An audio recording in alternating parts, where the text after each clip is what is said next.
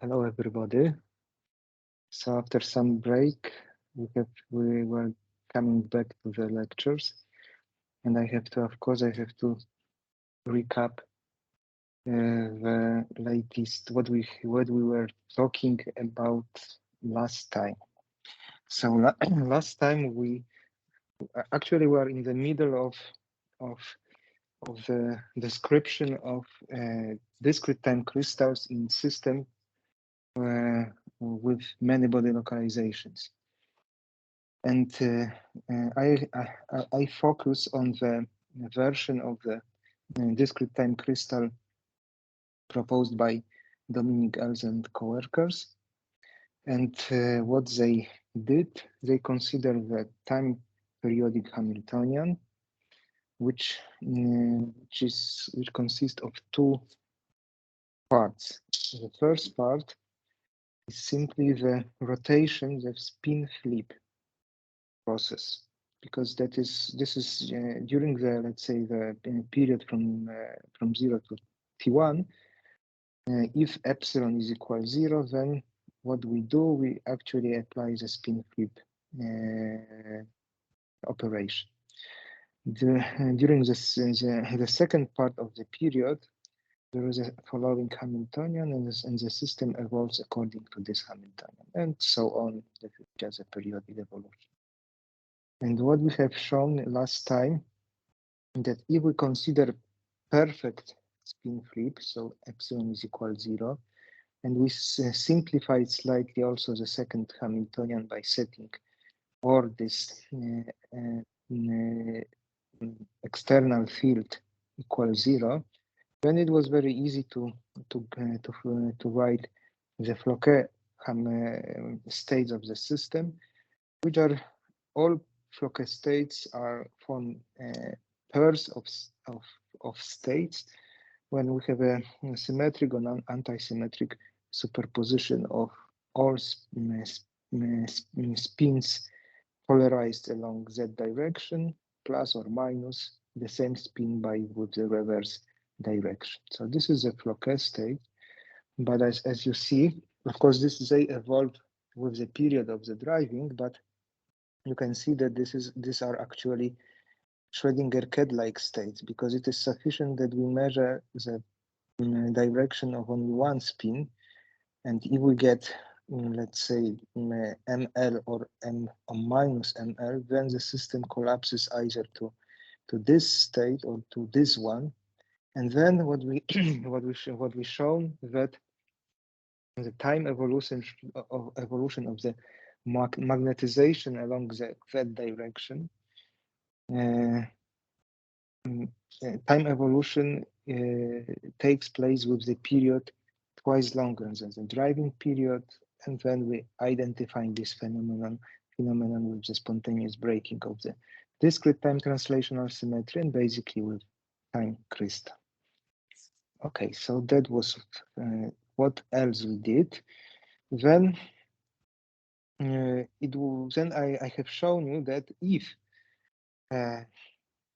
we also set the interactions to 0, so that basically is trivial, it doesn't exist, this Hamiltonian H2 is equal 0, then, and if we consider in this case not perfect spin flip, then once the symmetry is broken and we end up with one of these two states, then the evolution of the magnetization is as follows.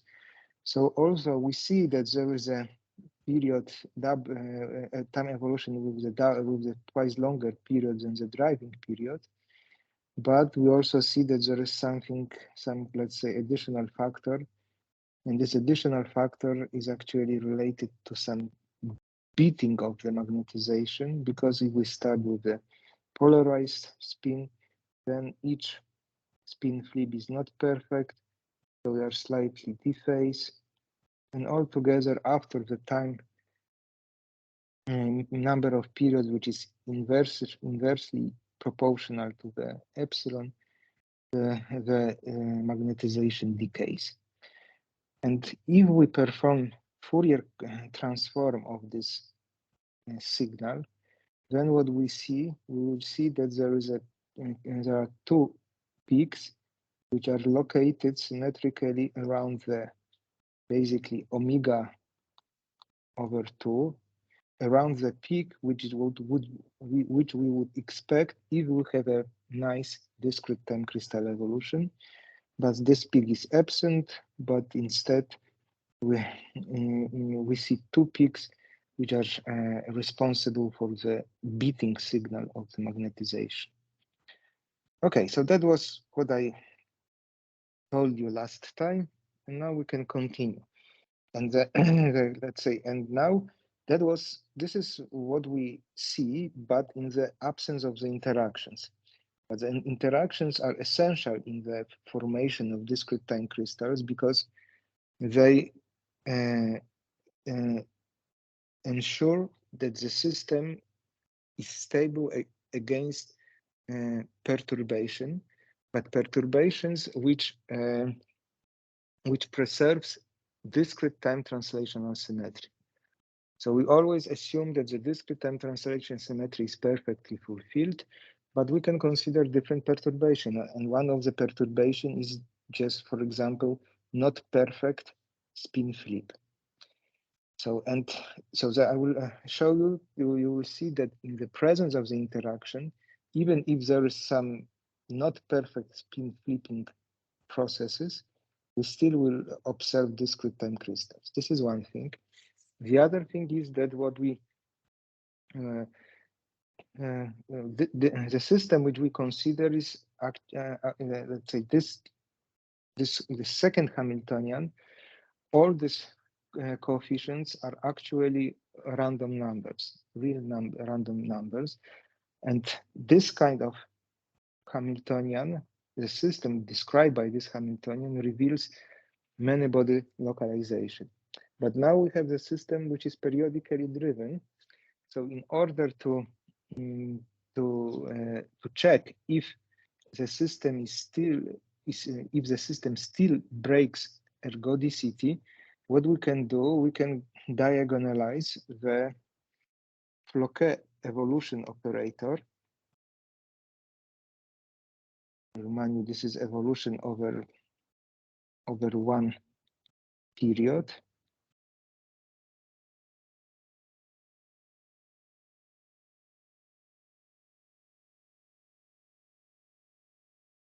And once we diagonalize, then we obtain eigenfaces of this unitary operator, and then we can analyze level statistics of these faces. And if the system is integrable, then we expect that these eigenfaces follow the Poissonian distribution. If not, and if the system is ergodic, then we expect something which comes from the random matrices.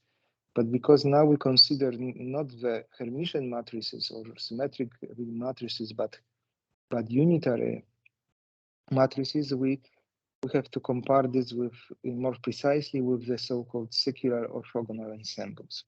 Nevertheless, one can check that with the proper choice of the system parameters, the statistics of the faces of this of eigenfaces of this Floquet evolution operator follows the Poissonian distribution, and we expect breaking of the ergodicity. But now let me show you some example. And the example, actually, this is a result coming from the paper by Dominic Els and co-workers.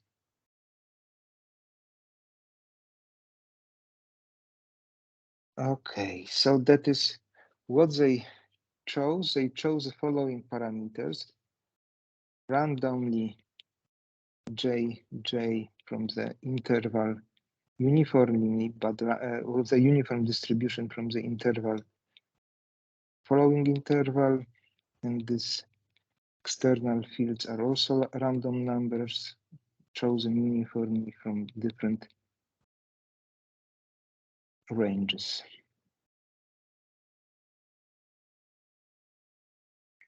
Okay, and here you can see the result. And the results, the initial state. So as the initial state, also, this is let's say of course the numerical simulation correspond to the final length of this spin chain, and the initial state was uncorrelated. That means that all spin that we have basically the following initial state, where each spin was prepared in the following state. And this is spin up. Yes. But that's just an example.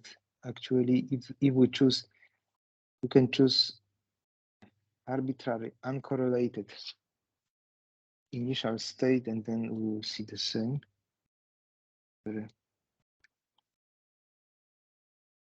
So that was the initial state. And then here you can see the result. The result average over 150 realization of the system.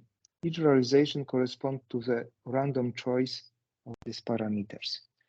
And then here you can see how the magnetization of the along different direction evolves, and the magnetization along X and Y, actually it's decay quite quickly, but the magnetization along Z direction, as you can see, it follows the periodic evolution of the period twice longer than the driving period. This is for finite chain of spins, but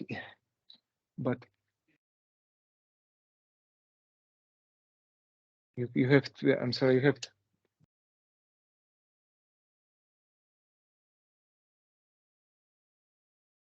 The problem is that I can't.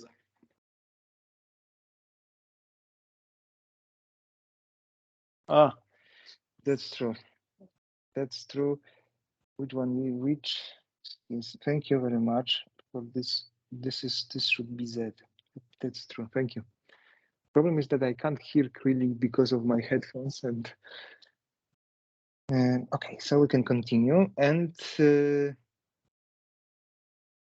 so what we see here, we see here that okay, in the second plot, what is presented is presented the following quantity. This is a time evolution with for different after different consecutive period of the driving of the average, the certain spin component allowed of the certain spin some J spin, Z component, and of course because that evolves, say switches between immediately +1 and -1. And that is why this additional term is included in order to have, let's say, not just a scatter plot, but just everything. This quantity is simply positive. And what we expect, I have to come back a bit to the Floquet states. These are Floquet states, and the quasi-energies corresponding to these Floquet states are nearly degenerated, but they are not exactly degenerated because they are degenerated only in the limit of the infinite length of the chain. And if but this the degeneracy, the gap between these two energy quasi-energies goes to zero exponentially quickly with the increase of the length of the chain, and that is presented in this plot. When we increase the length of the chain, then the lifetime. So this, let's say, note that this is a logarithmic scale, increases exponentially quickly. And that also shows that in the thermodynamic limit we expect absolutely stable discrete time crystal. So this is one thing. Now, okay, that's now that we can come back to the question of resistance to perturbation, or sometimes it is called rigidity of discrete time crystals. So that can be done by the analysis what happens when we perform not perfect spin flipping. So and how to and there is a the work by Norman Yao and co-workers. It was they analyze the phase diagram for the discrete time crystals, the same kind as I have shown you. And what they plotted phase diagram was defined in the following space. We have the imperfection in the spin flipping, and here we have the strengths of the interactions. So that means that these interaction coefficients were chosen randomly, but from the larger and larger intervals, something like this. Actually, this publication was chosen from this interval. So, and what we expect that, of course, if there is no imperfection, so we are here, we expect that here we should have the discrete time crystal phase. So for not very, but along this axis, we expect that the symmetry is discrete time translational symmetry is not spontaneously broken, and indeed there was some boundary between discrete time crystals and suppose symmetry unbroken phase, or simply shortly non-discrete time crystal phase. And now how this boundary is defined, that was quite smart, because what we expect that if we have discrete time crystal, then when we perform Fourier transform of the magnetization along that direction, how it evolves in time, we expect that there is a strong peak at omega over 2. This is the discrete time crystals. On the other hand, when the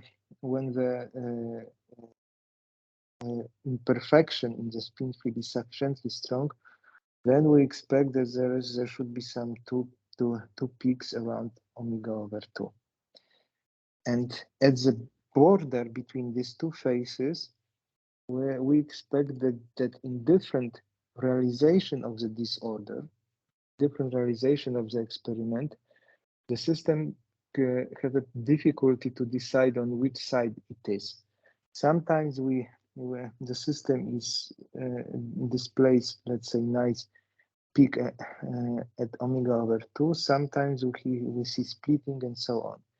So the fluctuation of the height of this peak, so simply the variance of this peak after performing many realization of the experiment, the maximal variance tells us about the boundary of this in this phase diagram, and that was just an indication which allowed this author to obtain the phase diagram. Okay.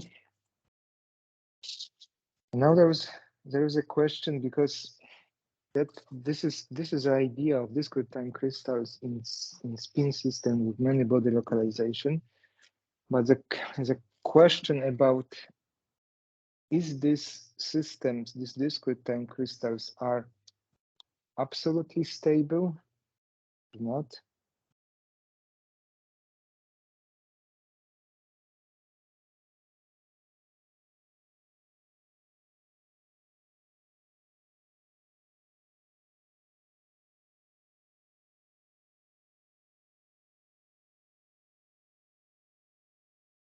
So that is an open question.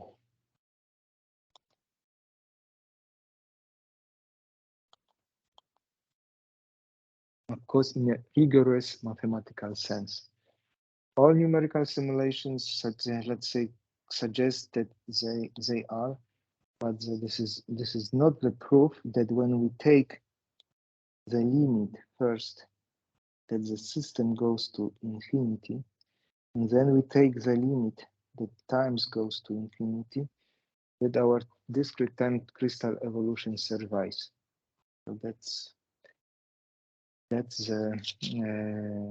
actually the status of the discrete time crystals. Okay, so now I would like to tell you about a bit different discrete time crystals, which are called prethermal discrete time crystals.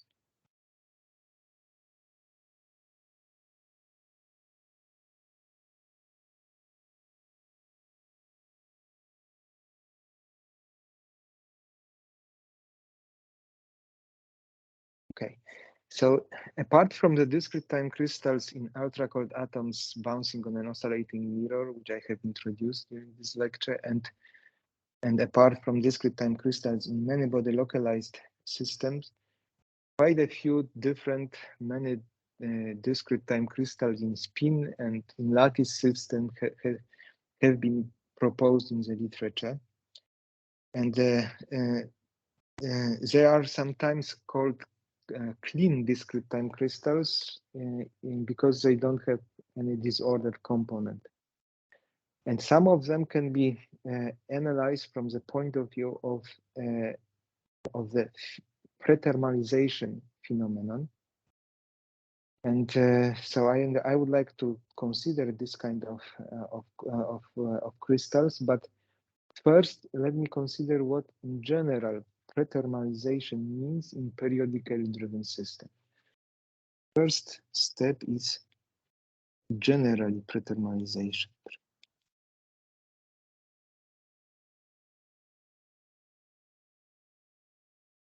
And I am going to show you some result, but of course, no way to present any rigorous proofs of the result which I'm going to show you. So that is just some qualitative description. So let us consider one-dimensional spin systems.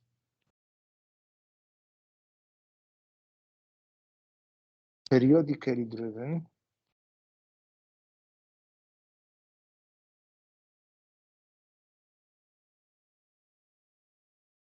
Without disorder.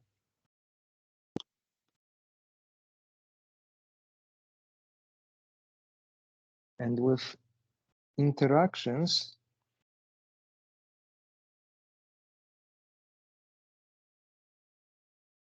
that can be, let's say, short-range interactions, but we can also consider the interactions which decay with the distance between two spins, like the distance over 1 to the power alpha, and we assume that alpha is greater than 1. So generally, we have that these interactions are not long-range interactions. Okay, and I have told you that if generic periodically many-body system, which is let's say generic many-body system, which is periodically driven, is expected to heat up to the infinite temperature, and they basically follow the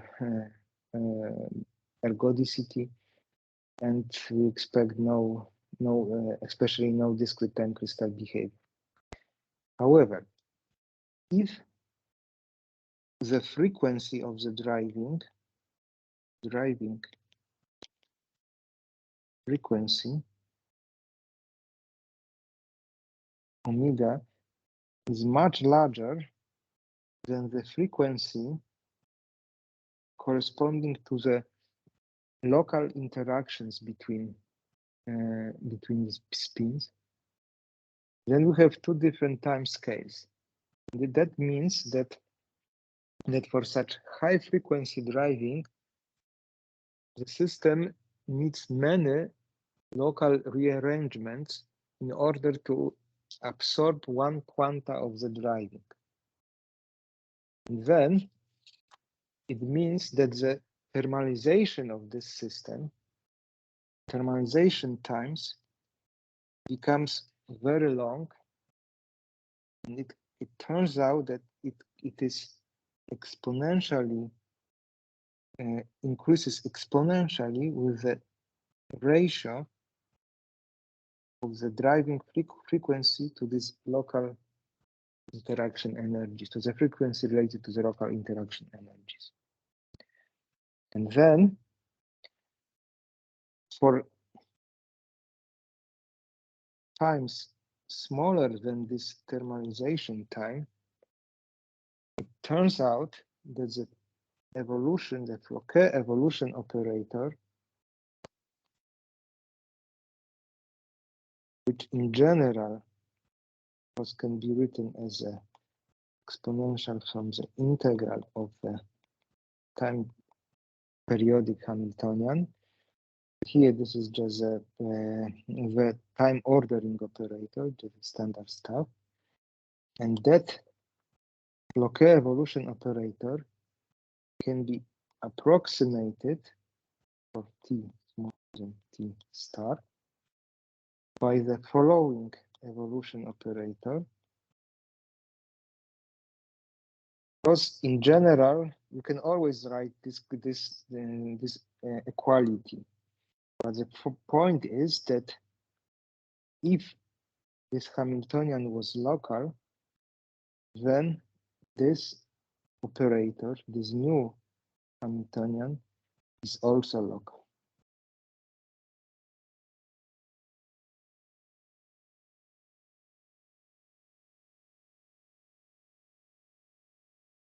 Okay, so that is that, and what happens next?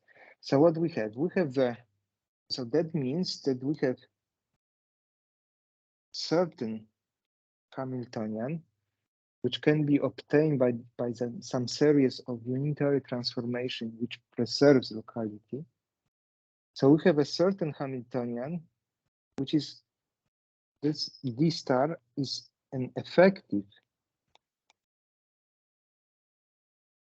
Hamiltonian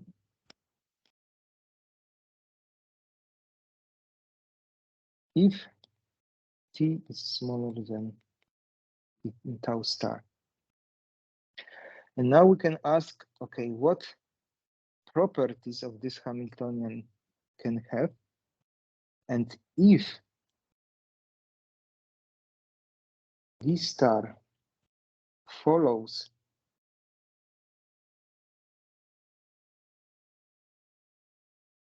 eigenstates thermalization hypothesis, then this new effective Hamiltonian can describe thermalization, call it pre-thermalization. This is time of pre-thermalization.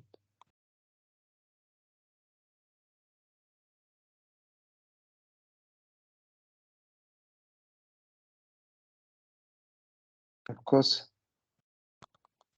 provided that this tau pre-thermalization is much smaller than the true thermalization. And then let me show you some maybe. Okay, we have time axis. Here we have very long thermalization time, which scales exponentially with the ratio of these two quantities. Here we have t equal 0. Here there is some pre-thermalization time. And so what? Okay, sorry.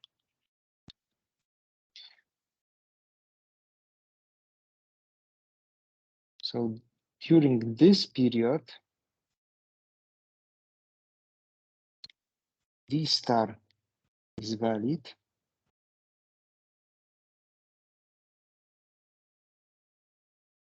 And during this period, there is a pre-thermalization.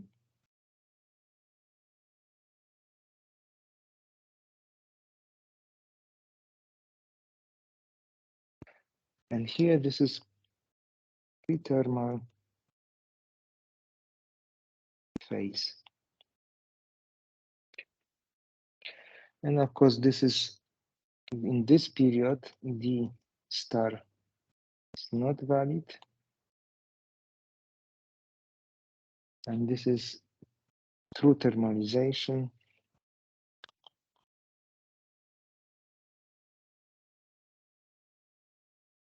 And we expect that at this time, the system is driven to infinite temperature.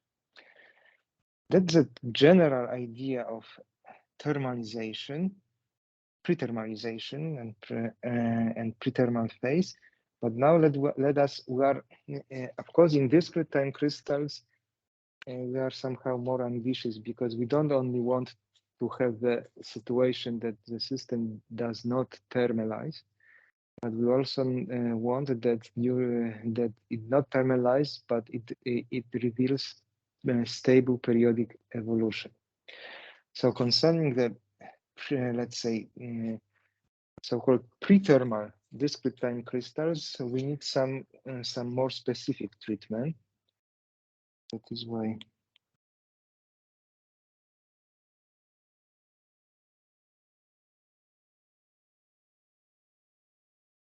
And I follow the publication by Machado and co-workers. That was published 2020. Okay. And for discrete time crystals, and of course I'm concentrating on the spin system. In spin systems, we have usually the spin flip operator, but of course the spin flip operation is not always perfect because we have some, let's say, detuning up epsilon. So I have introduced the following. This is actually, let's say, evolution according H1 Hamiltonian, which we have considered today. But that can be separated in two parts. There is a perfect spin flipping and the rest.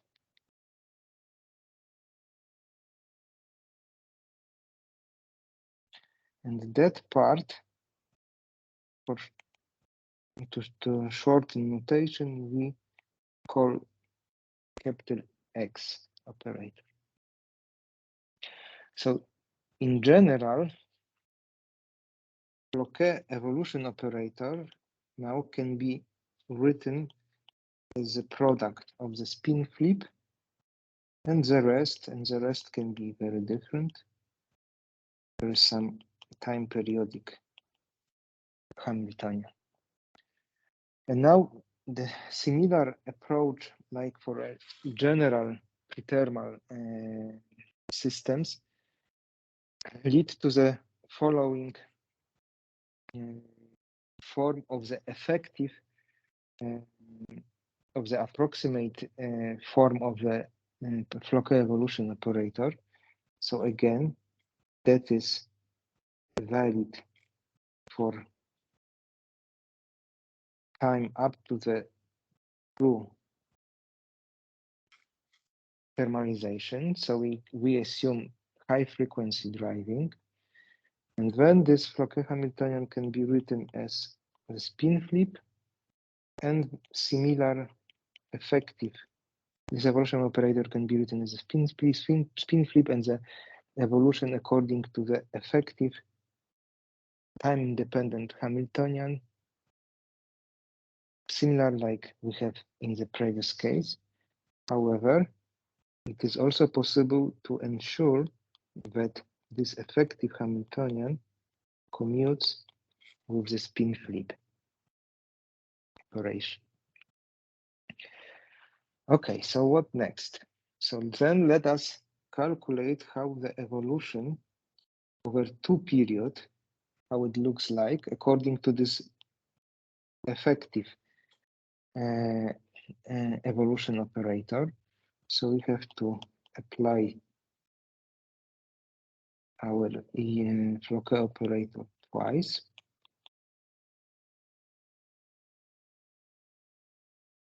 But because D star commutes with X, so then we can change the order.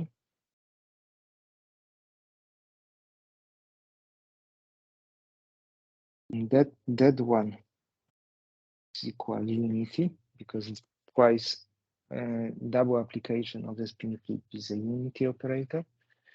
And now we see that our D star Hamiltonian is a Hamiltonian which determines the properties of the system. We see that is after two periods, but this is essentially the role of this operator is the same as in the general approach to the prethermal phenomenon. And of course, this D star determines the properties of the system in the prethermal phase. And now what we can have? First of all, we see that this effective Hamiltonian, because it commutes with the spin flip, and the spin flip operation is actually the if the Hamiltonian fulfills commutes with the spin flip, that means that our Hamiltonian possesses Z2 symmetry. Let me write it again explicitly. This is emergent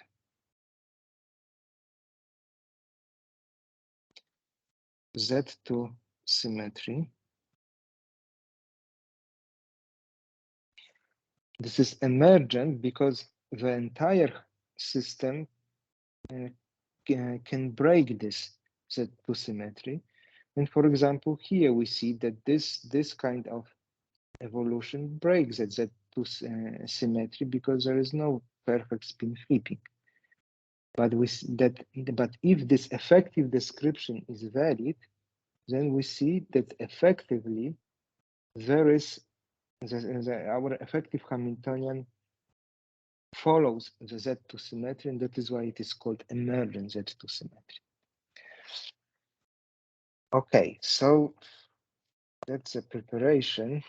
And now, similarly like in the case of the prethermal, generic prethermal systems, now the question is what we can expect from this D star Hamiltonian.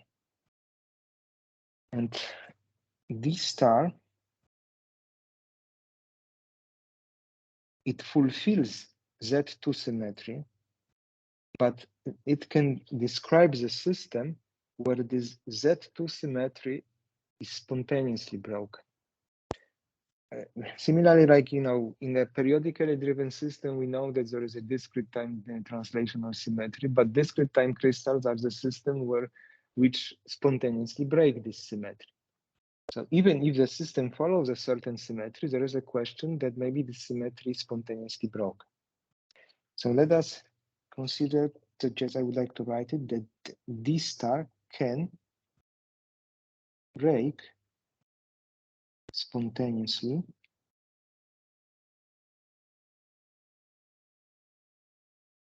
Z2 symmetry.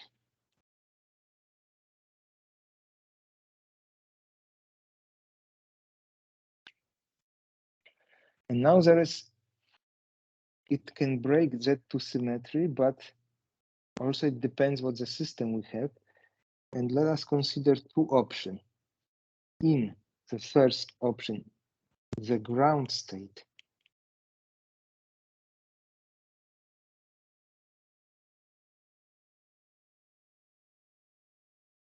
only,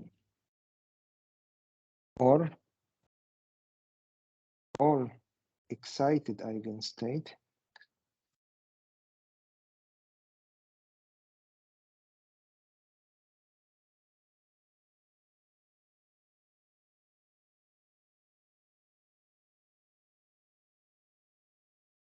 up to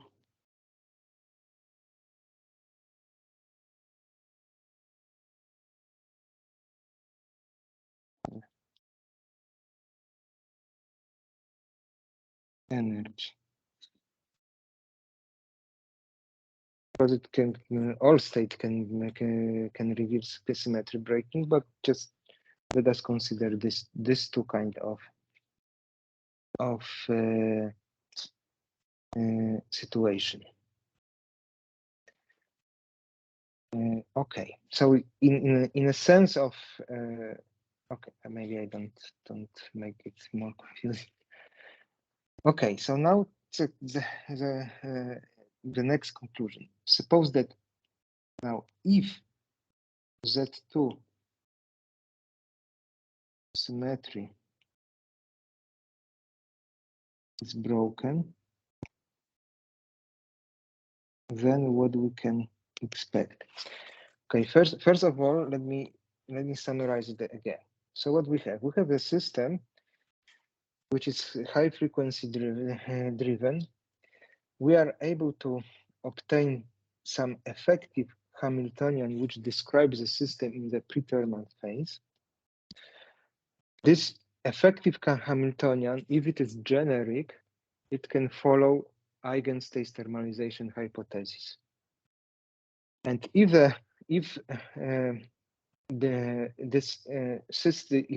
this Hamiltonian describes the equilibrium state with zero temperature, and if the let's say the ground state of the system reveals spontaneous symmetry breaking, then we expect that I will show you in a moment. You will see that then we can observe discrete time crystal evolution. If this, let's say, the effective Hamiltonian in the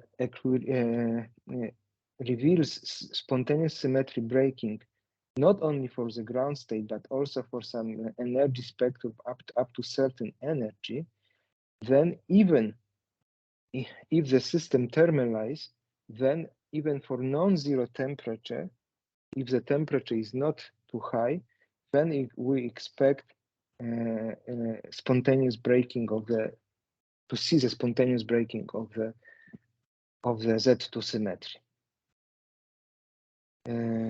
Okay, I think I stop at this moment because I would like to show you something a bit more in a more compact way without interruption, just to explain what are consequences of the Z2 symmetry breaking in this case, because we want to see that this indeed this breaking of this the breaking of this symmetry is related to the discrete time crystal evolution.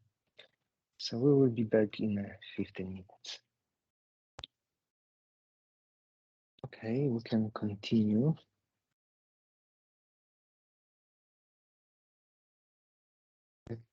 No, okay, so as I told you, this Hamiltonian, effective Hamiltonian, in the pre-thermal phase, it described the equilibrium state. And then if the symmetry is Z2 symmetry is broken, then let us analyze what happened with our equilibrium state after the next driving period. So the next driving period is simply the application of the time evolution, Floquet time evolution operator to the state before.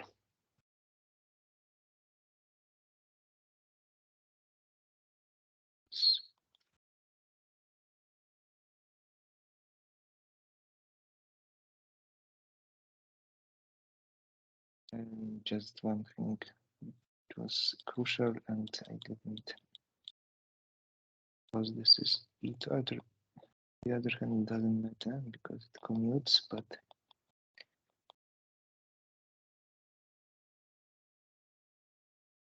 and because this is an equilibrium state obtained with the help of this Hamiltonian, so this is it commutes, and we obtain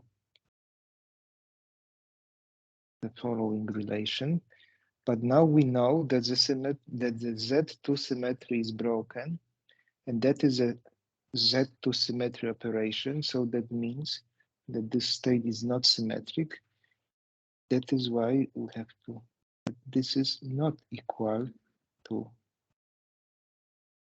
that one. But now let us analyze what happens after two driving periods.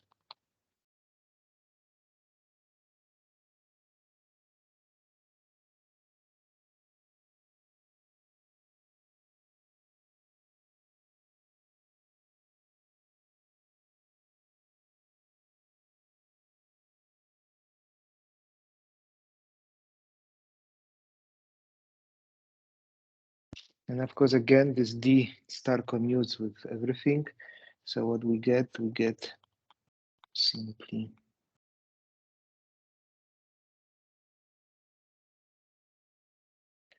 but this is identity.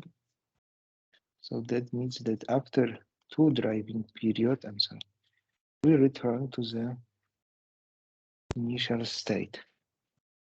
That is, it is important that it is, sorry, it is equal. And basically, we see discrete time crystal evolution.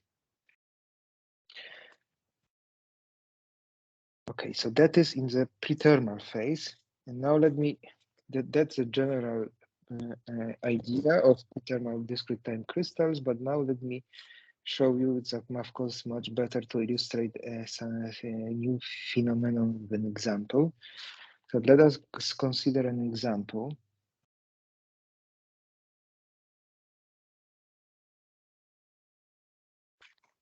An example comes from the publication which I have mentioned.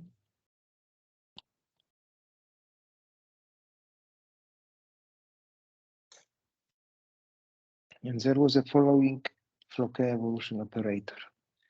First, we have spin flip, but of course perfect spin flip. And then we have also the evolution according to the time-independent Hamiltonian of the following form. There is some interaction coefficient. There are spin-spin interaction described by following terms. And this is, it could be decays, interaction decays with the distance between spins. But in this example, this alpha was chosen to be equal 113. Next, there was the following terms.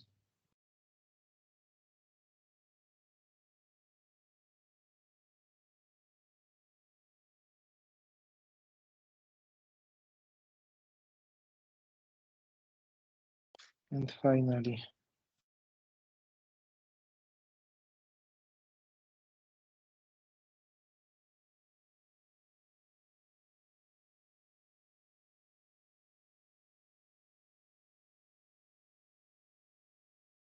and of course, no disorder. This is important. No this. What next? That one. This part of Hamiltonian commutes with the spin flip. If we change the direction of one of the spin to reverse the spin, it's still the Hamiltonian doesn't change. And this part is actually our effective Hamiltonian if the driving frequency goes to infinity. So this is a simple, let's say, in the simplest case, that Hamiltonian drives the system. And moreover, the presence of this additional terms ensure that our V star is a generic Hamiltonian which follows the eigenstate thermalization hypothesis. So the system evolving along this with respect to this Hamiltonian follows the eigenstate thermalization hypothesis. That was the first example which was considered by Machado and coworkers, but they also consider the short-range interactions.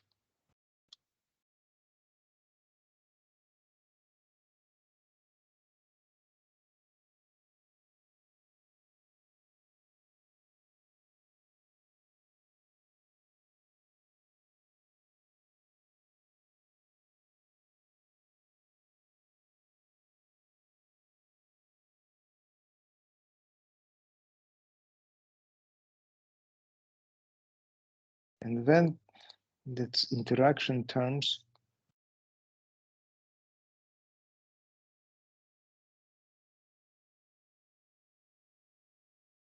substituted by the following.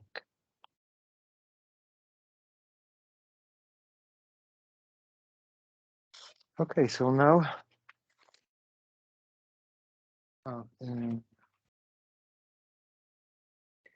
for these two cases, the short interaction case,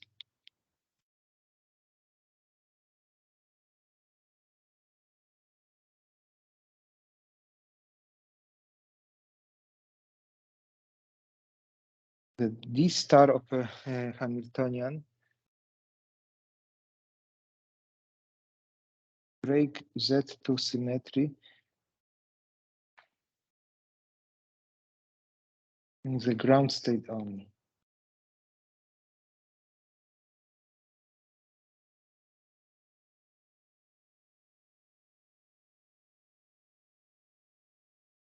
For alpha equal 1.13, which was chosen in this publication, Z2 was broken by eigenstate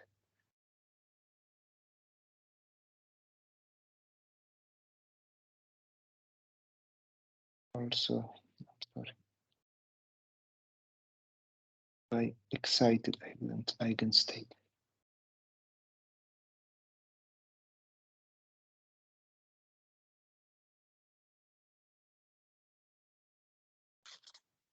So now time to show you the result.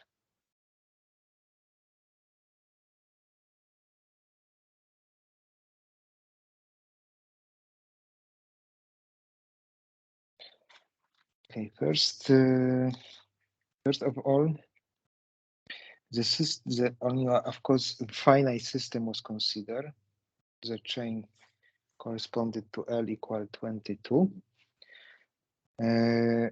And what is, there are a few cases shown here. First of all, this is, of course, a short range, long range, and also long range interactions. But here you can see different initial states. In this case, there was the state where the nearly all spins are polarized, but some in the middle had different polarization, and actually that corresponded not to the low energy state, but not to the ground state of the short range interaction. So this is again low energy state in the long range interaction.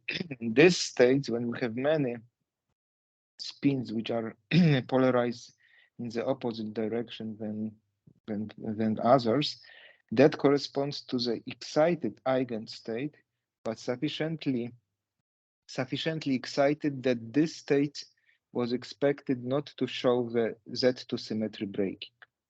So that for short-range interaction, this state doesn't exist. We don't expect symmetry Z2 symmetry breaking. Here we expect. Here we don't expect.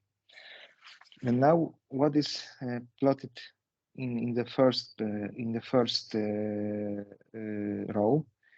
This is how the energy of the system, energy corresponded to this effective Hamiltonian, how it changes during the time evolution. And then different driving frequency were chosen. There is some omega equal 20, 22, 24, but there is also the case where omega goes to infinity, and that corresponds to these dotted lines when the energy does not change because our effective Hamiltonian is valid forever, and then of course it is time dependent, so the energy is conserved. But if the frequency is not infinite, then we see that there is a change of the energy. Okay, one more comment, because that is also somehow misleading. The parameter corresponding to the interaction J was chosen in this publication positive. And positive interactions actually correspond to the antiferromagnetic interaction in this case. So the ground state corresponds to the change of spin with the opposite polarization. But they chosen the initial state not close to the ground state, but close to the highest energy state. So that is why when the energy is not conserved, the energy is not increasing, but the energy is decreasing. But this is misleading, but the phenomenon is exactly the same as if we start with the proper ground state of the system.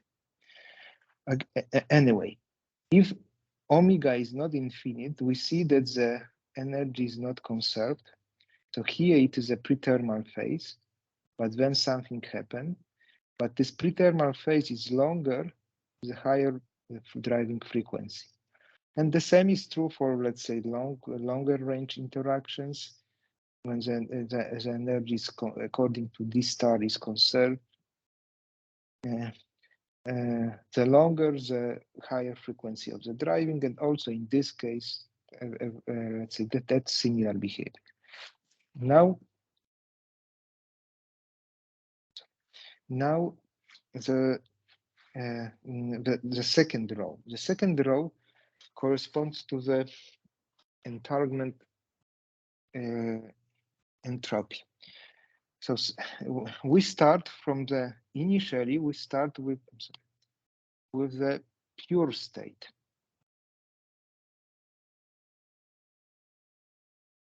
But what we do, we calculate the density matrix by calculating the trace over the first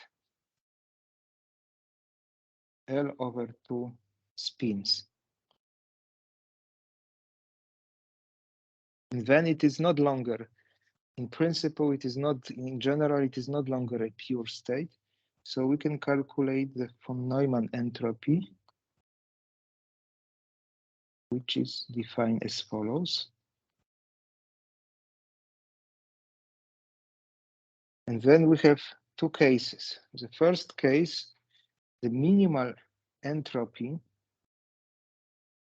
is equal to 0 if our density matrix, once we have performed trace over half of the system, can be written in the form of the pure state.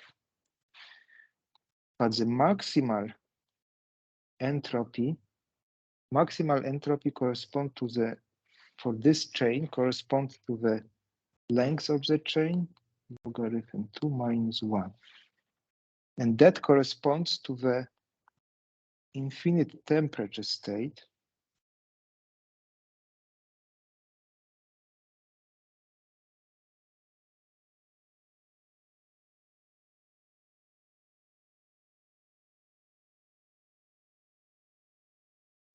in other words, our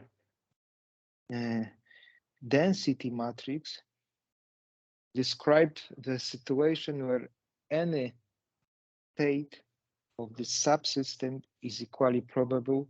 That corresponds, there is no preferences, that corresponds to the infinite temperature state. Okay, so that and this entropy is presented in the second row. And so what we see that, of course, initially in all cases we have zero entropy. So we start with a pure state. However, because our initial state is actually uncorrelated, so if we take only the half of the system, we still have a pure state. But then there is a pre-thermalization process, and then an entropy increases to some value, but it is still far away from the maximal entropy corresponding to the infinite temperature state. But then what happens? Then the system stayed in a pre-thermal phase, but then after some time, that our D star operator is no longer valid, and we observe true thermalization, and the entropy reaches the maximal value corresponding to the infinite temperature state. And of course, this pre-thermal phase is the longer, the higher driving frequency. And in all these three cases, we qualitatively we observe the same. There is some pre-thermal phase, and then there is a heating of the system to infinite temperature. And the last row allows us to detect if we can observe discrete time crystal evolution or not. And in order to do it, the following quantity was presented. This is some form of the magnetization. This is the average over all spins, time evolution. But then if we average over all spin only this quantity, then for example, for this initial state, more or less half of the spin are up and half of them are down. And that would be nearly zero, but that is better. But still the evolution could be quite nicely displayed, discrete time crystal phenomenon. So that is why it is better to calculate the following quantity. We multiply it by the initial polarization of the given spin, and then let's say initially we always start with the value 1, but of course there is a discrete timed crystal evolution expected. So after each period of the driving, this magnetization jumps from 1 to -1 and so on. But you see here that in this short range interaction case, this time of discrete time crystal evolution decay quite quickly, even in the pre-thermal, even below, the system pre-thermalizes, and when it pre-thermalizes, the discrete time crystal evolution is also gone. Here, we have the longer range interaction, where even if the initial state is not the ground state, it still breaks the Z2 symmetry. And then we see nicely that the discrete time crystal evolution also is observed in the pre-thermal phase, but then when the system thermalizes to infinite temperatures, of course, the discrete time crystal evolution is also gone. In this case, the initial state is too highly excited, and that initial state does not reveal spontaneous breaking of the Z2 symmetry. And of course, if we don't see discrete time crystal evolution, because once we reach the prethermalization, the discrete time crystal evolution is gone. Okay, so that's it. It was, I think, not easy, but that's just a short description of prethermalization phenomenon, and how prethermalization phenomenon can be also observed in system which display discrete time crystal evolution. Okay, so now I would like to what we have so far in discrete time crystals in ultra-cold atoms, in NBL system, and also in system which don't have disorder but can display some prethermalization. But that was the discrete time crystals corresponding to the evolution of the system with the period which is integer multiple of the period of the driving period. But now let me describe also other form of discrete time crystals. And I would like to tell you also that the so-called fractional time crystals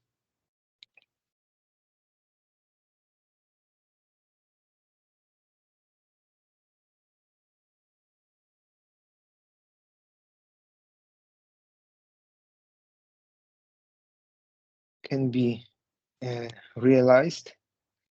Fractional time crystals is evolve with the period which is multiple of the driving period, but this coefficient is rational number.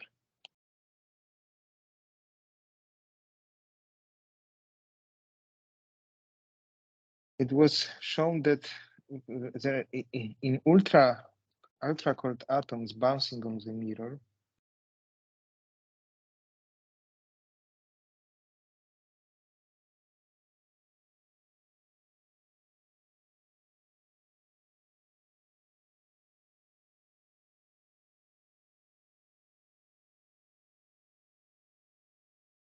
if we consider higher order resonances,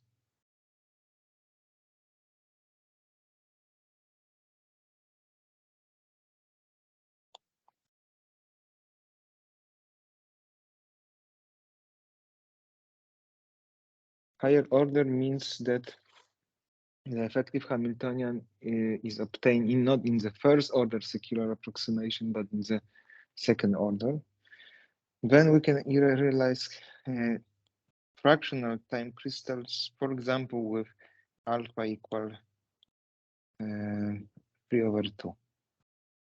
In other systems, it was also possible to show fractional discrete time crystal in spin systems. Okay, that was done by Matus. It was 2019. In the same year later, it was shown also in spin systems. And that was simply periodically driven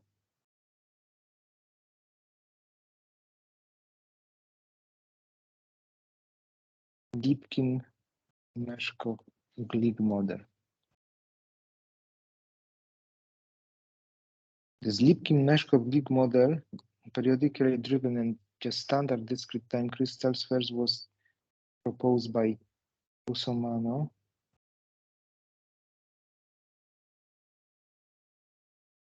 and co-workers. That was 2017. But fractional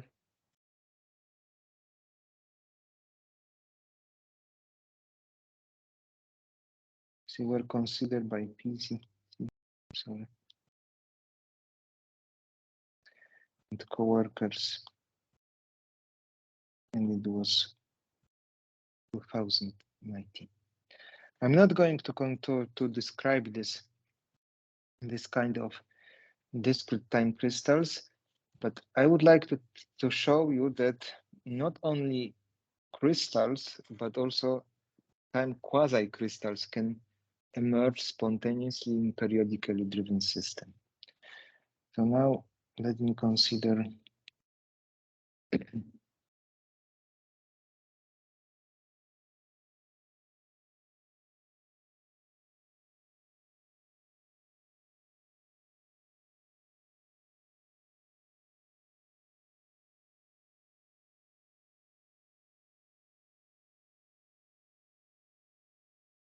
that was the work by Gergiel Arkadiusz Kuroś and co-workers 2019.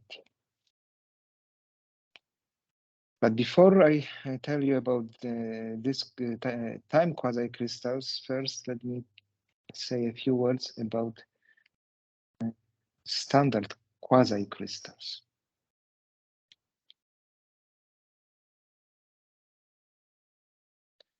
So quasi-crystals are solid-state systems which do not possess translational symmetry. So it is not possible that we define some elementary cell and we can cover the entire system by simply translation of this elementary cell. There is no translational symmetry. Nevertheless, when this system reveals long-range order, because when we perform the diffraction experiment, then we will see diffraction spots. But surprisingly, there are some spots which are forbidden by the crystallographic point group symmetry. And that quasi-crystals were discovered by Dan Schechtman.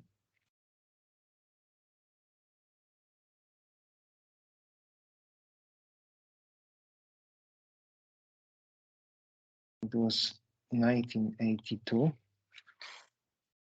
He was during his sabbatical at the United States National Bureau of Standards in Washington, D.C. And that was, and when once he discovered this quasi-crystal, it was totally not accepted by the scientific community. He was very strongly criticized. At that time, there was Nobel Prize winner Linus Pauling was one of the strongest critical person, and he used to say that there is nothing like quasi-crystals are quasi-scientists. So, but Dan Schechtman was right, and in 2000,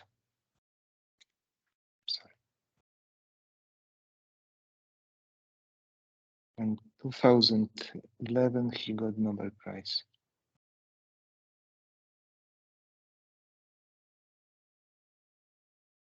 Okay, and what he crystallographic there's this crystallographic restriction theorem which says that the symmetry, rotational symmetry of the diffraction pattern can be twofold, fourfold, or sixfold, but quasi-crystal can reveal fivefold. Dan Schechtman observed tenfold symmetry, rotational symmetry. And that was an indication of totally different crystalline structure. And quasi-crystals can be also realized and investigated in the photonic materials, because photonic material is a diffraction refractive index of the dielectric can be engineered in such a way that it possesses quasi-crystal structure. It can be also, quasi-crystals can be also realized in ultra-cold atoms, because it is possible to create some optical lattices which have the quasi-crystal structure. Okay, so but now, before I switch to time quasi-crystals, let me define one of the simplest quasi-crystal, one-dimensional Fibonacci quasi-crystal.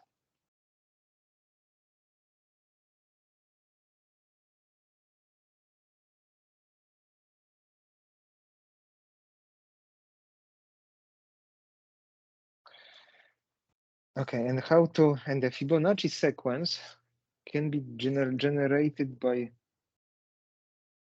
the so-called inflation rule.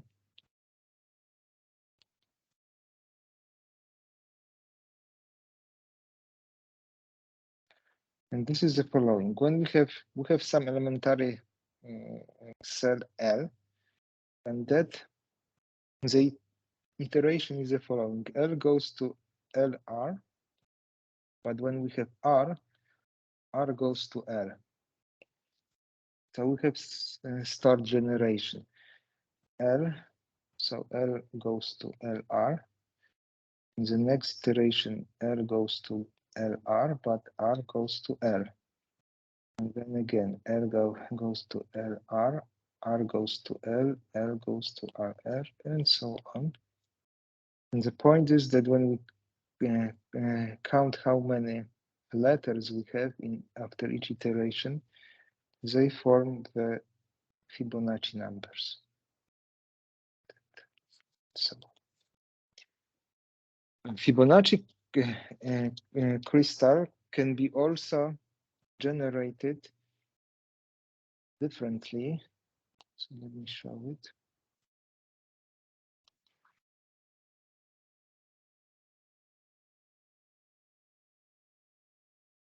So what we take the line whose gradient is given by the golden ratio.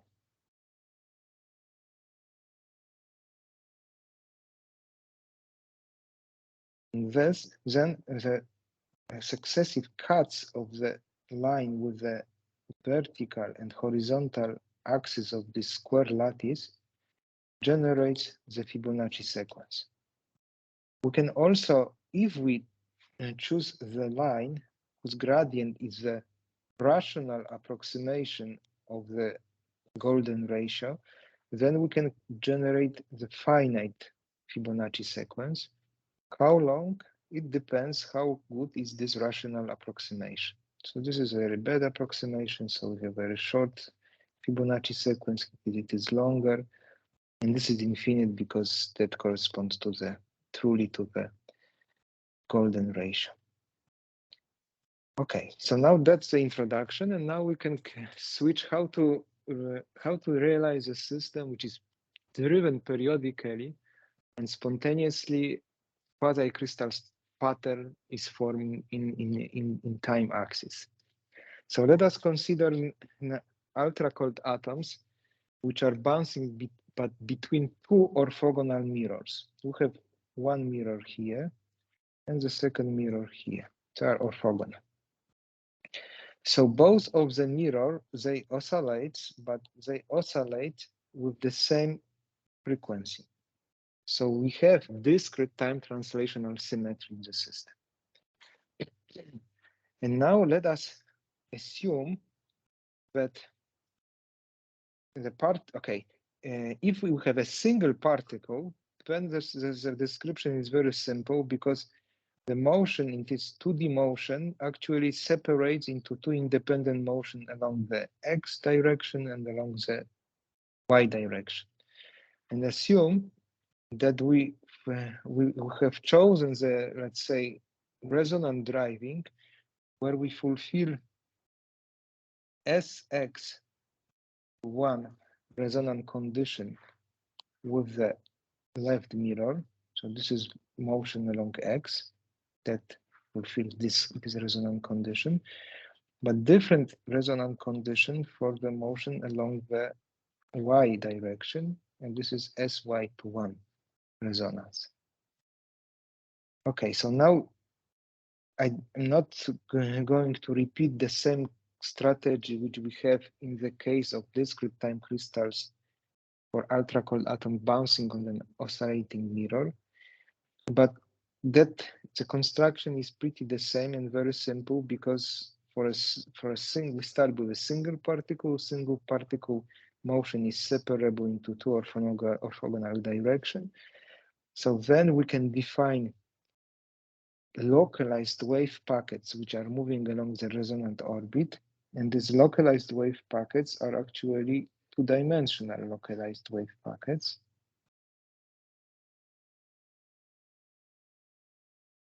but they can be constructed as a product of the one-dimensional localized wave packets.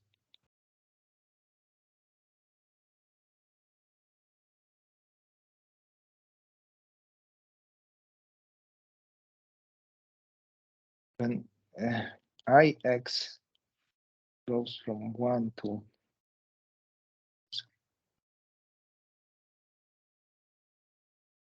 the resonance number Sx, and Iy goes from 1 to Sy. So altogether, we have Sx times Sy localized wave packet.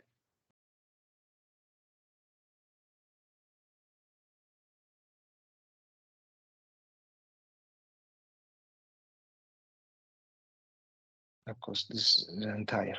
And the period, these wave packets evolve with the period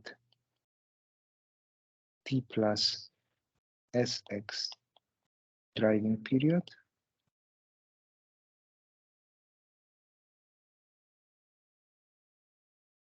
That one evolves in general with the period t plus Sx s times Sy driving period. Okay, so that's, and now we assume now that this is, let's say, the starting point, single particle analysis, but then what we do this similarly as previously. We construct many-body Hamiltonian because we consider n bosons resonantly driven in the way which I have described. And if the interactions are negligible,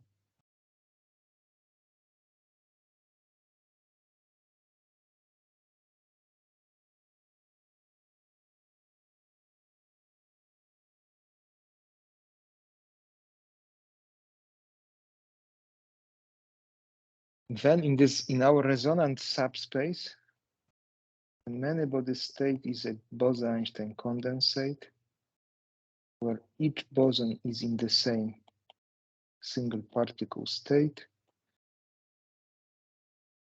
I am just repeating what I have described in detail already in these lectures.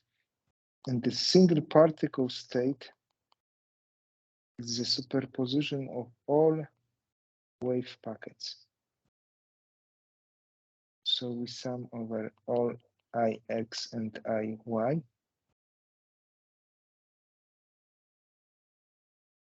Okay, and this is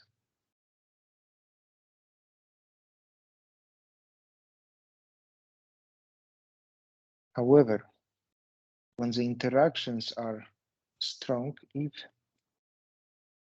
the interactions are attractive and strong,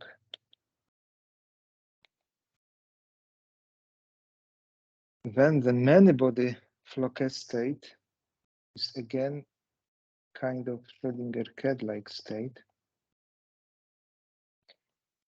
When we have superposition of Bose-Einstein condensates, there are actually Sx times Sy such Bose-Einstein condensate, and the single Bose-Einstein condensate is that each boson is in the same localized wave packet.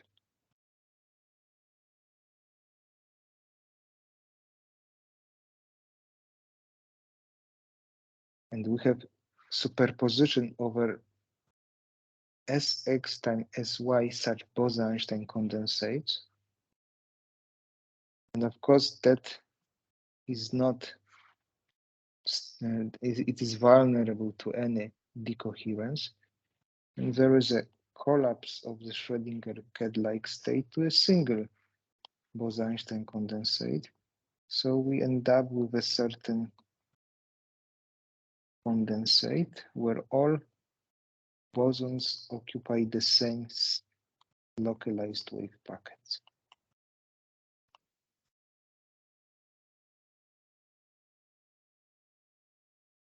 So that's maybe, of course, it is much better to show you the present the same but graphically. I do it in the next slide.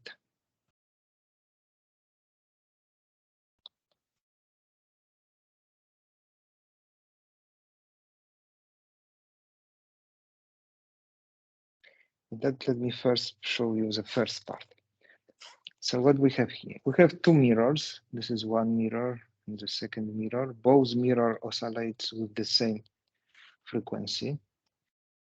Here we have chosen the resonance SY and SX so that the ratio is 3 to 2.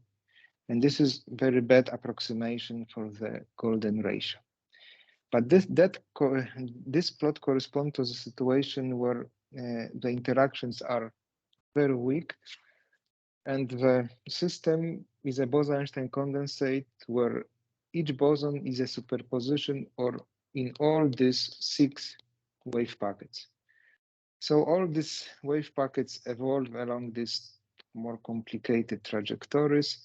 But when we ask how the probability of hitting of the left mirror and how the probability of the hitting of the right mirror, how they change in time. So we see that the probability of hitting left mirror is that one, the right one is that, and that they follow the periodic evolution, and it's actually in an alternate way. So once is the right mirror hit it, then the left one right, and so on. However, when the interactions are sufficiently strong, then the Schrödinger head-like state is formed when we have a superposition of Bose-Einstein condensate in this localized wave packet. And the system quickly collapses to one of the wave packet, and then the evolution is again along the same trajectory. But when we now ask how the probability of the hitting left and right mirror, how it changes in time, you can see here, and that forms the Fibonacci sequence. This is very short Fibonacci sequence because we have chosen very bad rational approximation of the golden ratio. But actually, we can choose as good rational approximation as we wish. So this is a bit better. And then once the symmetry is discrete time translational symmetry is broken, then we observe the spontaneous formation of the quasi-crystal pattern in time. And of course, that's all. Actually, that shows that periodically driven system, there is no two harmonics. There is only one frequency. There's one frequency which drives the system. Nevertheless, the response of the system can reveal quasi-crystal pattern. That's all for today, and we will meet again next week. Thank you.